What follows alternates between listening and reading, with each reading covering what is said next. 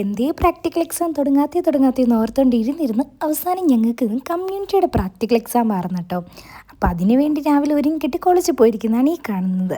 അവിടെ ചെന്നിരുന്നിട്ടാട്ടോ നമ്മൾ പഠിത്തമൊക്കെ. ഇത് നമുക്ക് കമ്മ്യൂണിറ്റി പോകുമ്പോൾ കൊണ്ടുപോകാനുള്ള ബാഗൊക്കെ ആട്ടോ. പിന്നെ ഞാൻ ഈ ഉറക്കത്തിൽ നിന്ന് എണീറ്റ പോലെ ഇരിക്കണേ എന്നാന്ന് വെച്ചാൽ പ്രാക്ടിക്കൽ എക്സാമാണ്, നമുക്ക് കണ്ണെഴുതാൻ പാടില്ല, ലിപ്സ്റ്റിക് ഇടാൻ പാടില്ല, അങ്ങനെ കുറച്ച് പരിപാടിയൊക്കെ ഉണ്ട് കേട്ടോ. പിന്നെ ഇത് ഞാൻ കുറച്ച് ഫിൽറ്ററൊക്കെ ഇട്ടങ്ങ് അഡ്ജസ്റ്റ് ചെയ്താൽ അങ്ങനെ കുറേ നേരം കോളേജിലിരുന്ന് കഴിഞ്ഞപ്പോൾ നമുക്കിത് ചെയ്യാനുള്ള സ്ഥലത്തോട്ട് പോകാനുള്ള ബസ്സൊക്കെ വന്നിട്ടുണ്ടായിരുന്നു.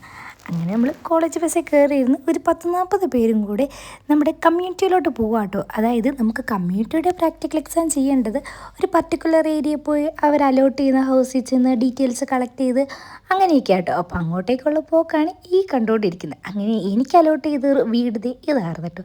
നല്ല സ്നേഹമുള്ള മനുഷ്യരായിരുന്നു അവിടെ ഉണ്ടായിരുന്നത്. അത്യാവശ്യം നമുക്ക് കമ്മ്യൂണിക്കേറ്റ് ചെയ്യാനും എളുപ്പമുണ്ടായിരുന്നു. അപ്പം ഞാൻ മാം വരുന്നതിന് മുമ്പ് എൻ്റെ സംഭവമെല്ലാം സെറ്റാക്കി വെച്ചിട്ടുണ്ടായിരുന്നു. അങ്ങനെ എനിക്ക് വൈവിയൊക്കെ സെറ്റായിരുന്നു കേട്ടോ. ഇപ്പം ഞാൻ ഒരു സൂത്രം കേൾപ്പിച്ച് തരാവേ. എന്ത് ഈണത്തിലും താളത്തിലും ആരാ ചേച്ചി അത് വിളിക്കുന്നത്? നിർഭാഗ്യം വെച്ചാൽ ബാക്കി വീഡിയോ ഒന്നും എനിക്ക് എടുക്കാൻ പറ്റിയില്ല. അപ്പോൾ ഓക്കെ ബൈ.